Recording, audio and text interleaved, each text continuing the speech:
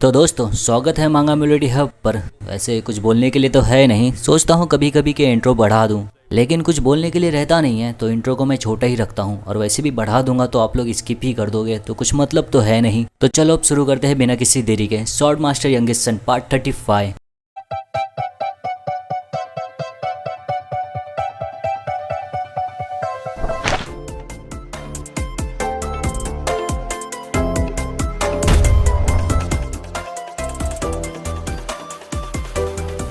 तो जैसा कि हमने देखा था, डैन जिन को सब कुछ बता दिया रहता है, मून सेक्रीफाइस को कौन ट्रेनिंग दिया रहता है, और वो रहती है टाइमून मैरियस। और डैन के मुंह से ये नाम सुनकर जिन को बहुत ही बड़ा झटका लगता है। उसके बाद वीरस और कजुन जाते हैं टाइमून मैरियस के पास ये बताने कि वो मिशन में नाकामयाब रहे। ये सुनकर टाइमून बोलती है, ना तुम लोग खाली मिशन में नाकामयाब रहे, तुम लोग अपनी पहचान भी देकर आए हो। तुम दोनों सच में मरना चाहते हो, मेरी नजरों से दूर हो जाओ, आज से हमारा रिश्ता खत्म होता है। ये सुनकर कजुन और वीरस को बहुत बड़ा झटका लगता है। वीरस बोलती है, क्या मिस टाइमून, इसका मतलब क्या है? क्या आप ये कह रही हो कि आप हमें फेंक दोगी? टाइमून बोलती है, हाँ तुम लोगों ने बहुत बड़ी गलती की है। वीरस बोलती है, नहीं। तुरंत ही टाइमून के पैर पकड़ लेती है। मिस टाइमून, नहीं मदर प्लीज, हम लोगों ने गलती की है, हम लोग दोबारा गलती कभी नहीं करेंगे, प्लीज हमें फेंको मत प्लीज। वीरस बहुत ही बुरी तरह रोने लगती है। टाइमून वीरस को लात मारकर बोलती है, छोड़ मुझे। कजुन वीरस को पकड़ता है। टाइमून बोलती है, फिर कभी मेरी तलाश मत करना। वीरस रोती रहती है मदर मदर बोलकर। टाइमून देखती है तो कजुन बोलता है, मैं यही मनाता हूँ, आप स्वस्थ और अच्छे से रहोगी। टाइमून ये सुनकर कुछ भी बोलते नहीं, वहाँ से चली जाती है बाहर, ये सोचते हुए वो मैजिक स्वॉर्ड्समैन, मुझे यकीन है वो यंग मास्टर जिन है, और वो ब्लैक एनर्जी जिसे कहते हैं शैडो एनर्जी, जैसा कि मैंने सुना था उस शख्स से, उन्हें सुराग तो मिल ही गया होगा मेरे बारे में पहले ही, और वो यंग लेडी के साथ जल्दी ही आएंगे। सब ठीक है, भले ही वो सच जान ले, यंग लेडी मुझे मारेंगी नहीं। और यंग मास्टर जिन के ऊपर जो जानकारी है वो इससे भी ज्यादा जरूरी है। उनके पास शैडो एनर्जी है और इस्तेमाल करते हैं मैजिक। ये कुछ ऐसा है जो वो शख्स भी नहीं जानता होगा। आखिरकार हंटिंग डॉग्स पूरी तरह बेकार नहीं थे। और ये कहकर मुस्कुराती है। हम दोबारा देखते हैं जिन और डैन की तरफ। उन लोगों के बीच में बातें चलती रहती हैं। डैन बोलता है, क्या आप टकान से भी मिले? जिन बोलता है, टकान? क्या तुम्हारा मतलब स्पाइडर हैंड्स अल्लाह? मैंने उसे मार दिया। ये सुनकर डैन हैरान हो जाता है। क्या? जिन बोलता है, टकान स्पाइडर हैंड्स अल्लाह जो चलाता था माफिया सिंडिकेट, और मैंने उसे मार दिया। उसने उस शख्स का जिक्र किया था जिसने आदेश दिया था मुझे मारने के लिए। क्या वो शख्स टाइमून है? डैन बोलता है, 15 साल पहले जब वो डेल्की को छोड़ा था तब उसने कुछ कहा था। टाइमून जो हमारी मदर है, रून कैंडल फैमिली में जो हाई पोजीशन पर है, उन्होंने उससे सौदा किया था, और अगर कुछ चीजें गलत हो गया तो हम भाई बहन खतरे में हो जाएंगे, इसलिए हम बहुत सतर्क रहते थे। जिन पूछता है, क्या तुमने सुना आखिर में उन लोगों का सौदा क्या हुआ था? डैन बोलता है, नहीं। जिन बोलता है, रून कैंडल का कोई ऐसा जो टाइमून से भी हायर पोजीशन पर है। वहाँ से तुरंत ही उठकर जाते हुए बोलता है, मैं जा रहा हूँ। कैश्मीर पूछता है, कहाँ? जिन बोलता है, मैं लूना से खुद मिलना चाहता हूँ। और वहाँ से जिन चले जाता है। उसके बाद हम देखते हैं होफेस्टर में एलाइंड पावर्स, जहाँ लूना बात कर रही है लटिका से। बोलती है, और तुम लोग अच्छे से रह रहे हो? लटिका बोलती है, हाँ आपकी वजह से मिस लूना। हाल ही में सभी लोगों ने कुछ न कुछ काम ढूंढ लिया है, तो हम कॉलेंस के लोग इंसान की जिंदगी जी रहे हैं। लूना हंसकर बोलती है, हाँ अगर यंगेस्ट ये सुनता तो वो खुश होता था। और तभी लूना को एहसास होता है कोई आया। लटिका को समझता नहीं लूना उधर क्यों देख रही है। विंडो पर जाकर देखती है लूना तो जिन उसके गेट के इधर ही खड़ा है बारिश में भीगते हुए, और उसका चेहरा देख के ही पता चलता है वो उदास है। उसके बाद लूना और जिन आपस में बात करते हैं। जिन उसको सब कुछ बता देता है। लूना ये सब सुनकर हंसने लगती है जोर जोर से, क्योंकि उसे मजाक लगता है ये सब। वो ऑर्फेनेज के लोगों को असासिन के तौर पे बड़ा की है, और यहाँ तक के ऑर्डर दी है तुम पर कर्ज करने का। यंगेस्ट, वो कोई और नहीं, वो तुम्हारी इस सिस्टर की नैनी है। आखिर में वो कुछ ऐसा तुम्हारे साथ क्यों करेगी? ये सब सुनकर जिन कुछ भी नहीं बोलता, अपना मुंडी नीचे लटकाया रहता है। उसे देखकर लूना फिर से बोलती है, तुम्हें कुछ गलत जानकारी मिला होगा, नैनी अभी छुट्टी पर है, बाद में आ जाना फिर से। जिन बोलता है, सिस्टर मैं माफी चाहूंगा। ये सुनकर लूना गुस्से में आ जाती है, अपना हाथ जोर से टेबल पर पटकती है, बोलती है, माफी मत मांगो, ऐसा मत दिखाओ कि ये सब सच है। आखिर में कैसे वो? फिर जिन की शक्ल देखती है लूना तो उसे एहसास होता है जिन ऐसे ही नहीं बोल रहा है ये सब, और इसी वजह से वो चिढ़ जाती है। बोलती है, ये एक सेटअप रहा होगा, तुमने जिस ऑर्फेनेज सर्वाइवर से ये सवाल पूछा है वो तुमसे झूठ बोला होगा, और अगर नैनी सच में इन सब चीजों से जुड़ी हैं तो कुछ तो वजह होगी। हाँ मुझे यहाँ नहीं रहना चाहिए, मुझे जाकर खुद ये सब पक्का करना चाहिए। जिन देखता है लूना को। लूना बोलती है, चलो चले नैनी के पास। टाइमून को देखते हैं बैठी रहती है चेयर पर सोचते हुए। वीरस और कजुन, अब जब उन दोनों का पहचान सामने आ गया है तो वो शख्स तुम दोनों से निपटेगा। सब ठीक है, वो बस एक हंटिंग डॉग्स थे, मैं उन्हें दोबारा बना सकती हूँ। जो भी हो, आखिर में यंग मास्टर को ये सब जानकारी कैसे पता चला? क्या उस मेज ने कुछ गलती कर दिया? अगर नहीं तो फिर कैसे? और लूना उसके दरवाजे पर आ गई रहती है, नॉक करती है। टाइमून देखती है, बोलती है आ जाओ।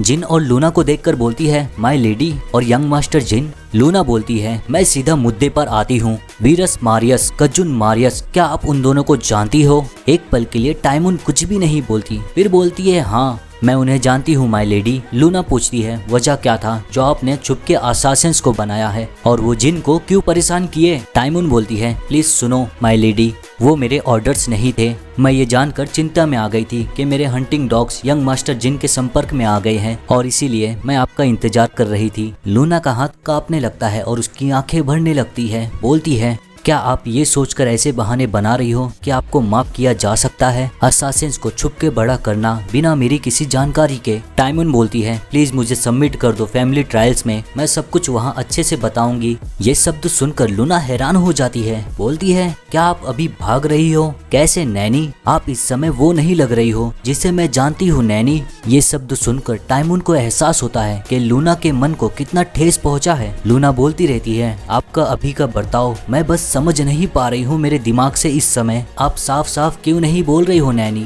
टाइमून को भी एहसास होता है कि उसने क्या किया है। बोलती है मुझे माफ करना यंग लेडी, इस बात को छुपाने के लिए। हालांकि उन लोगों को पालने की वजह मेरा जिंदा रहना है। ये सुनकर लूना हैरान हो जाती है। क्या? टाइमून बताती है आपको पता नहीं होगा आपके कितने दुश्मन हैं फैमिली में और उसके नतीजे में मैं नहीं हम लोगों ने सामना किया है कई सारे खतरों का हर दिन। लूना बोलती है किस चीज को लेकर आप ऐसा बोल रही हो? कोई कैसे हो सकता है जो मेरे लोगों को हाथ लगाने का हिम्मत करे? टाइमून बोलती है तो आपको नहीं पता, जैसा मुझे लगा था यंग लेडी, रेसिडेंस के एम्प्लॉय 1 साल में टिके बगैर बदल दिए जाते हैं। क्या आप जानती हो ऐसा क्यों? और उसके बाहर गार्डियन नाइट्स और दूसरे वेसल्स, वो सभी लोग ज्यादा से ज्यादा 1 साल चलते हैं और कभी कभी बड़ी मुश्किल से 1 महीने। क्या आपने कभी इसके बारे में सोचा नहीं? ऐसा क्यों? इसके पीछे की वजह क्या है? वो सभी लोग मारे जाते हैं आपके भाई बहनों के हाथों से जिन्हें आप इतना प्यार करती हो। ये सब सुनकर लूना को बहुत बड़ा झटका लगता है, उसे विश्वास नहीं होता। बोलती है झूठ मत बोलो, अगर ये सब सच है तो आपने मुझे बताया क्यों नहीं? टाइमून बोलती है मैंने ऐसा इसलिए किया यंग मिस क्योंकि मुझे पता है आप कैसी हो। लूना सुनकर बोलती है क्या बकवास है? टाइमून बोलती है अगर मैं आपको ये सब बताती थी तो क्या आप अपने भाई बहन को मार सकती थी यंग मिस, या कम से कम उन्हें हल्की सजा दे देती? लूना ये सब सुनकर पूरी तरह हैरान हो जाती है। टाइमून बोलती रहती है क्या आप थ्रोन के लिए लड़ने से पीछे नहीं हटी क्योंकि आप अपने भाई बहनों को नहीं मारना चाहती थी? टाइमून को याद आता है लूना कैसे पीछे हटी थी। यहाँ से ध्यान से सुनना दोस्तों, क्योंकि बीच में टाइमून पास्ट भी देखेगी और प्रेजेंट में भी बोलेगी, बार बार ऐसा होगा तो समझना ध्यान से। लूना रोते हुए बोली रहती है टाइमून को नैनी नैनी मैं थक चुकी हूँ, अब मैं ये नहीं करना चाहती। प्रेजेंट में टाइमून बोलती है रून कैंडल थ्रोन के लिए वॉर, जिस समय आप अपना कदम पीछे ले ली थी उस वॉर से आपके सभी लोग शिकार बन गए। 35 साल पहले मुझे महसूस हुआ था असली ताकत का पहली बार। उस गंदगी भरे ऑर्फनेज से मैं वो जिसे सौभाग्य मिला था नोबल्स का ब्लड हॉन्ड बनने का, मेरी स्किल्स को पहचाना गया था और मैं बनी थी रून कैंडल फैमिली की एक नैनी। मैं इंसानों के जैसे जीने में सक्षम हुई, ना कि एक जानवर के रूप में। टाइमून के हाथ में लूना रहती है। बोलती है ये मेरी किस्मत थी, लेकिन तुम्हारा रून कैंडल फैमिली का पहला संतान बनने का क्या किस्मत है? प्रेजेंट में बोलती है लूना को क्या मुझे जलन हुई थी? बिल्कुल नहीं, उसकी जगह मैं शुक्रगुजार थी। वो जिसने मुझे ये ताकत दिया था वो एक छोटी सी गर्म तोहफा थी। दूसरे रून कैंडल के बच्चे जो हर साल जन्म लेते थे वो सारे आपके प्रतिद्वंदी थे। हालांकि वो दिक्कत नहीं था क्योंकि पैट्रियार्च ने कहा था लूना के अंदर सारे टैलेंट है। पास्ट में देखते हैं लूना जब छोटी थी तब टाइमून को बोलती है नैनी मैं बिगनर क्लास के सारे मेंबर से लड़ी और जीत गई। जोशुआ और रूंटिया एक साथ में मेरे खिलाफ खड़े थे लेकिन मैं जीत गई। टाइमून बोलती है ये तो बहुत कमाल की बात है, ऐसे ही करती रहो। लूना बोलती है लेकिन मुझे लड़ना पसंद नहीं है, बस ये मेरे अंदर की भावना है। प्रेजेंट में टाइमून लूना को बोलती है, हालांकि तुम्हारे भोलेपन को लेकर मुझे चिंता थी, लेकिन उस चिंता की कोई जरूरत नहीं थी। पास्ट में देखते हैं जब लूना थोड़ी बहुत बड़ी हो जाती है तब किसी को भी अपने सामने खड़ा नहीं रखती। जोशुआ से लड़ने के बाद उसे बोलती है, खुद को मेरे सामने लाना नहीं जोशुआ, अगली बार मैं तुझे मार दूंगी। और ऐसा ही बर्ताव लूना का दूसरे भाई बहनों के साथ भी रहता है। मेरी नजरों के सामने से दूर हो जा, तुम सब लोग कचरे हो जो जमीन को जिंदगी भर चाटोगे, इसी लायक हो तुम लोग। प्रेजेंट में लूना को बोलती है टाइमून, जैसे जैसे समय गुजरा, जब आप 13 साल की हो गई, मुझे अतीत के आपके मासूमियत का कोई भी निशान नहीं मिला। ये आपका अथॉरिटी था। और एक बार और समय गुजरा। पास्ट में लूना थोड़ी बड़ी हो जाती है। टाइमून के साथ साथ सभी को बोलती है, नैनी मैं थक चुकी हूँ। मदर, फादर, मेरे भाई बहन, बाकी के सभी लोग फैमिली के, मैं अब सब कुछ रोक देना चाहती हूँ। ये तरीका अपनाकर मुझे हेड नहीं बनना। टाइमून लूना को रोकने की कोशिश करती है उस समय, नहीं मिस, फैमिली का हेड बनने के लिए आपके पास कोई और रास्ता नहीं है। लूना बोलती है, तो मुझे नहीं चाहिए। ये शब्द सुनकर टाइमून पूरी तरह शॉक हो जाती है। लूना बोलती है, फैमिली को मारना फैमिली के लिए यह जवाब नहीं है, मेरे फैमिली के लोगों के लिए और मेरी फैमिली के लिए मैं कुछ नया हासिल करूंगी। मैं एक सॉर्ड बनूंगी जो फैमिली की रक्षा करेगी। प्रेजेंट में लूना को बोलती है, 19 साल की उम्र में आपका प्यूबर्टी पीरियड खत्म हुआ और मेरा बदला उसका भी अंत हुआ। 20 सालों तक मून सैक्रिफाइस मेरे साथ जो बुरा बर्ताव किया और जो मुझे दर्द मिला, मैं आपको मैट्रियार्च बनाकर अपने बदले के लिए आपको इस्तेमाल करने वाली थी। हालांकि आप मिथ से अलग थे, एक अकेली व्हाइट वेल और मैं भूखी कांटेदार मछली जो आपके अगल बगल घूमती रही। पास्ट में लूना के बोलने के बाद सभी को कि मुझे हेड नहीं बनना, टाइमून लूना को बोलती है, मैं आपके पीछे आऊंगी माय लेडी। ये सुनकर लूना को बहुत ही ज्यादा खुशी होता है। बोलती है, नैनी धन्यवाद मेरे साथ रहने के लिए। टाइमून लूना को बोलती है, और इसके साथ ही आपने उस दिन एक नया सपना देखा और मेरा सपना टूट गया। उसके ज्यादा दिनों बाद नहीं, आपके भाई बहन जिनको एहसास हो गया कि आप बदल गए हो, उन लोगों ने शुरू किया शिकार करना। आपके भाई बहनों ने जो हासिल किया है पागलपन और जिद से, वो कुछ ऐसा है जो मेरे लिए बहुत मुश्किल है, जिसे सहने के लिए हर तरीके का असासिनेशन करना पड़ा। पास्ट में लूना के भाई बहन जो हंट करना शुरू किए रहते हैं। ये सब देखकर टाइमून सोचती है, मिस को इस चीज के बारे में पता नहीं चलना चाहिए, वरना वो खुद को ही जिम्मेदार ठहराएंगी। मैं उनकी नैनी हूँ, मुझे इस चीज से उबरना होगा, लेकिन कैसे? हाँ, मैं पालूंगी ब्लड हॉर्न्स को। जिस चीज से मैं गुजरी हूँ, मैं काम के अनाथ लोगों को चुनूंगी। लेकिन अंत में टाइमून मारियस लूना के भाई बहनों के हाथों से पकड़ी जाती है, उसे बांध दिया जाता है। लूना का भाई बोलता है, टाइमून मारियस मून सैक्रिफाइस का बेस्ट असासिन और एक इंस्ट्रक्टर। मैं सीधा मुद्दे पे आता हूँ, मुझे तेरी स्किल्स चाहिए और तेरी वफादारी। अगर तू मुझे ये चीजें देगी तो मैं तुझे वो दूंगा जो तुझे चाहिए। टाइमून उस समय बोलती है, मुझे बस मार दो। लूना का भाई बोलता है, अंत तक सुन पहले, तू हमेशा मुस्कुराती रही है, लेकिन मुझे अच्छे से पता है तेरे चेहरे का भाव जो तेरी उस मुस्कुराहट के पीछे है। टाइमून, क्या तू आजाद होना नहीं चाहती? क्या तू प्रिंसेस से नफरत नहीं करती जो कुछ नहीं जानती? मेरे पास आ, मैं तुझे दूंगा असली आजादी। और उस दिन उस कांटेदार मछली को जो अकेली वेल के अगल बगल घूमती रहती थी, उसे आवाज सुनाई दिया, उसे बचाने वाले का। लेकिन उसके मन में ये चलता है, अगर यंग लेडी को इस चीज के बारे में पता चला तो उनके चेहरे का भाव क्या होगा। प्रेजेंट में टाइमून लूना को बोलती है, मुझे माफ करना यंग लेडी, भले ही मैं मर जाऊं, मैं बस यही मनाती रही कि आप इस चीज के बारे में कभी ना जानो। इससे फर्क नहीं पड़ता कि क्या वजह था, सच्चाई ये है कि मैं छुप कर सोल्जर्स को ट्रेन की और उन्हें उनकी सॉर्ड को यंग मास्टर जिन की तरफ करने दी। भले ही ये मेरा कोई सीधा आदेश नहीं था, ये पापों में सबसे गंभीर पाप है, मुझे अपने पापों का भरपाई करना होगा। तो इसलिए मैंने पहले ही रिपोर्ट कर दिया मेन हाउस को अपने पापों के बारे में। और उसी समय रून कैंडल फैमिली एग्जीक्यूशंस नाइट आते हैं टाइमून मारियस को ले जाने के लिए। ये सब देखकर जिन हैरान हो जाता है, फैमिली एग्जीक्यूशन नाइट्स, टाइमून ये पहले से ही एक कदम आगे है। टाइमून बोलती है, तो मैं आपको ट्रायल में मिलती हूँ, और नाइट्स के साथ जाने लगती है। उसे देखकर जिन बोलता है, ऐसा लगता है कोई है जिसके ऊपर तुम्हें भरोसा है टाइमून मारियस। मुझे पता नहीं कौन तुम्हारा सहायक है, फैमिली ट्रायल्स में ऐसे बहुत लोग नहीं है फैमिली में जो तुम्हें बचाने की ताकत को पोजेस करते हैं। टाइमून बोलती है, आप कुछ अजीब बात कर रहे हो, मेरे पास सिर्फ मिस लूना है, अगर मुझे एग्जीक्यूट भी कर दिया गया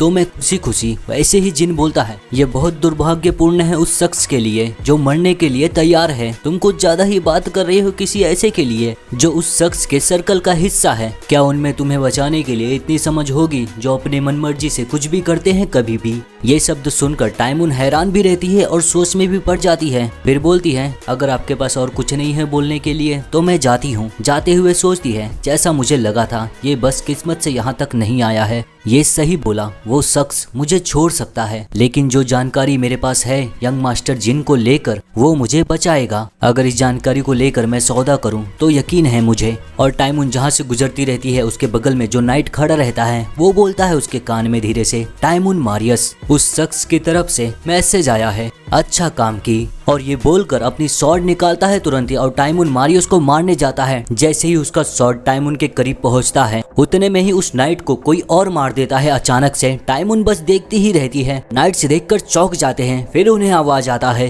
तुम लोगों का हिम्मत भी कैसे हुआ, एक एग्जीक्यूशन नाइट्स का जिन्हें गुनाहगार को सिर्फ छोड़ना होता है। तुम लोग कोशिश कर रहे थे मेरी नैनी को मारने का। और ये आवाज किसी और का नहीं रहता, लूना का रहता है, जो पूरी तरह गुस्से में आ गई रहती है। बोलती है, तुम हरामजादो, क्या तुम लोग ये भूल चुके हो कि मैं कौन हूँ? और उसका ऑरा जब फैल जाता है चारों तरफ, नाइट्स को खड़ा होने में मुश्किल हो जाता है। जिन देखकर सोचता है, टाइमून तो ये सच में हो गया। फैमिली एग्जीक्यूशन नाइट सामना नहीं कर पाएंगे। वो तैयार है ऐसे जैसे एग्जीक्यूशन नाइट उसके साथ ही है। अगर वो ऐसा करती भी है तो वो लोग हैं ब्लड हॉन्ट्स। भले ही वो लोग मर जाए, वो लोग टाइमून पर अटैक करना नहीं रोकेंगे। टाइमून पर हमला करने के लिए पीछे से 2 ब्लड हॉन्ट्स और आते हैं, अपनी शॉर्ट से जैसे ही अटैक करने वाले रहते हैं। और वैसे ही तुरंत जिन आकर एक का हाथ अपनी शॉर्ट से काट देता है। दूसरे को देखता है तो दूसरा वाला टाइमून तक पहुंचने वाला रहता है, लेकिन उतने में ही उसका सर धड़ से अलग कर देता है अपनी शॉर्ट से। जिनको एहसास होता है उसके पीछे से 2 और जा रहे हैं तेजी से, लेकिन वो कुछ कर नहीं सकता। उतने में ही लूना का स्वॉर्ड दोनों की तरफ घूमते हुए जाता है। लूना अपनी स्वॉर्ड को जोर से फेंकी रहती है उन ब्लड हॉर्न्स की तरफ। दोनों ब्लड हॉर्न्स को एक साथ में वो स्वॉर्ड जाकर लगता है और जाकर दीवार से टकरा जाते हैं। देखते हैं तो उस अटैक से दोनों के दोनों 20 से अलग हो गए हैं। ये दोनों का मौत बस अभी अभी हुआ ही है। उतने में ही टाइमून को एहसास होता है एक और ब्लड हॉन्ट उसकी तरफ आ रहा है अपने डैगर से अटैक करने के लिए। जैसे ही उसके करीब पहुंचने वाला रहता है, लूना का हाथ उसके सर पर आता है और उसका सर पकड़कर जमीन में धंसा देती है। लेकिन वो ब्लड हॉन्ट उससे मरा नहीं रहता, अपने डैगर से लूना की तरफ अटैक करता है बगल से। लेकिन उस डैगर को लूना एक हाथ से ही तोड़ देती है मारकर। ब्लड हॉन्ट देखकर समझ नहीं पाता क्या हुआ। लूना इतना ज्यादा गुस्से में रहती है कि उसका हाथ पकड़कर उसके शरीर से खींचकर अलग कर देती है। टाइमून को देखते हैं उसके पैर कांप रहे हैं और वो बैठ जाती है। जिन खड़ा है, लूना ब्लड हॉन्ट का गला पकड़कर उसे उठाए हुए है हवा में। जिन बोलता है टाइमून को, मैं सही था टाइमून मारियस, तुम्हारे मास्टर का कोई इरादा नहीं है तुम्हें बचाने का। टाइमून को देखते हैं तो उसके पसीने छूटते रहते हैं। लूना ब्लड हॉन्ट को पकड़े हवा में बोलती है, अगर तू अच्छे से मरना चाहता है तो मेरे सवाल का जवाब दे दे। लेकिन उतने में ही लूना को एहसास होता है। उसका हेलमेट निकालती है तो वो पहले ही पॉइजन खा लिया है। उसके मुंह से खून निकलते रहता है और उसका शरीर सूख गया रहता है पूरी तरह। जिन देखकर बोलता है, पॉइजन, उसने खुद को मार लिया ताकि आप पूछताछ ना कर पाओ। लूना उसे फेंकते हुए बोलती है, धिक्कार है, इसने ऐसा किया। जिन टाइमून को बोलता है, अब जब ये सब हो गया है तुम अपनी आंखें तो बंद नहीं कर लोगी, हमें सब कुछ बताओ टाइमून। टाइमून की सांसें भारी होने लगती है, उसे बहुत ज्यादा पसीना आता रहता है। लूना आकर बोलती है, नैनी, यहाँ तक कि मैंने बोला कि मेरे भाई बहनों में से देखो कौन जिन के पीछे पड़ा है, तो आपने बेशर्मी से मूर्ख बना दिया मुझे। आप ऐसे कैसे कर सकती हो? कैसे नैनी? टाइमून मुस्कुराती है और उसके मुंह से खून निकलने लगता है। उसके मुंह से खून निकलते देख लूना हैरान हो जाती है। टाइमून बोलती है, मुझे पहले से ही पता था ये होगा। ऐसा लगता है मेरी उम्र हो गई है। ये सोचने वाली बात है कि मैं ऐसे अटैक का शिकार हो गई। जब ब्लड हॉन्ट टाइमून को मारने वाला रहता है, मार तो नहीं पाता लेकिन उसके शरीर में खरोच जरूर दे देता है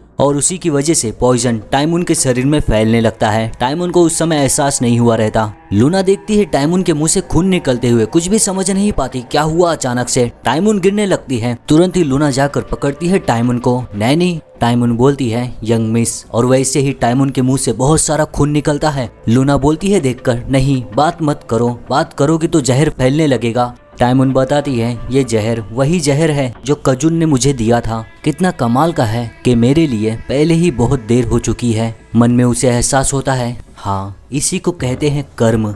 लूना रोने लगती है, नहीं नैनी नहीं, ये वो नहीं है जो मुझे चाहिए था, प्लीज नैनी। टाइमून सोचती है, मैं मरना नहीं चाहती, यंग लेडी से मैं माफी की भीख मांगना चाहती हूँ। जिंदा रहने के लिए मैं बस यही चाहती थी कि मैं इनके बगल में बहुत लंबे समय तक रहूं। कहाँ पर चीजें गलत हो गई। टाइमून को एहसास हो जाता है गलती उससे वहाँ हुई थी जब वो लूना के भाई से सौदा कर चुकी थी। सोचती है टाइमून, हाँ जिस समय मेरा बदला मेरे दिमाग में आया यंग लेडी को छोड़कर, वही से चीजें गलत हो गई। तो कम से कम इस आखिरी लम्हे में उनके लिए बोलती है, यंग मिस और यंग मास्टर जिन प्लीज मेरी बात ध्यान से सुनो जो मैं बोलने जा रही हूँ। लूना रोते हुए बोलती है, नहीं रुक जाओ नैनी, और भी खून बाहर आएगा। टाइमून बोलती है, अगर मैं अभी भी आपको सब कुछ बता दूं तो मेरे पाप धुल नहीं जाएंगे, लेकिन फिर भी मैं ये चाहती हूँ कि तुम दोनों सुनो। यंग मास्टर 15 साल पहले एक मेज जो कर्ज किया था आप पर, वो है कीडाट हॉल।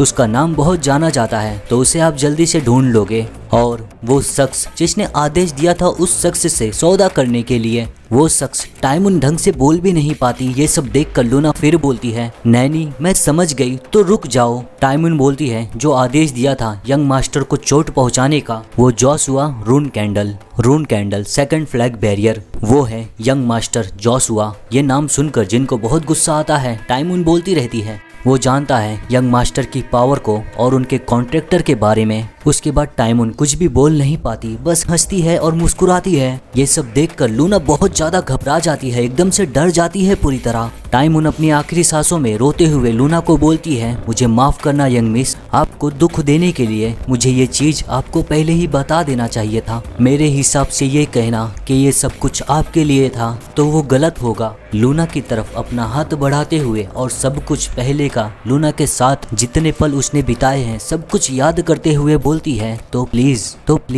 प्लीज मुझे याद मत रखना, मुझ जैसे गिरी हुई चीज को ज्यादा लंबे समय तक मत याद रखना। लूना बहुत बुरी तरह रोती रहती है। टाइमून अपने हाथ को लूना के गालों पर रखती है और उसके बाद अपनी आखिरी सांस में लूना के गालों पर वैसा ही उंगली रखती है जैसा वो बचपन में लूना के रखी थी, और फिर उसका हाथ नीचे गिरने लगता है। लूना उसके हाथ को पकड़ लेती है और टाइमून का यहीं पर मौत हो जाता है। लूना उसे पकड़कर कस के गले लगा लेती है और रोती है। उसके बाद हम देखते हैं रून कैंडल मेन हाउस में। जोशुआ कहता है, मदर। उसकी मदर कहती है, हाँ। जोशुआ बोलता है, टाइमून मारियस, उसे और अच्छी मौत मरनी चाहिए थी।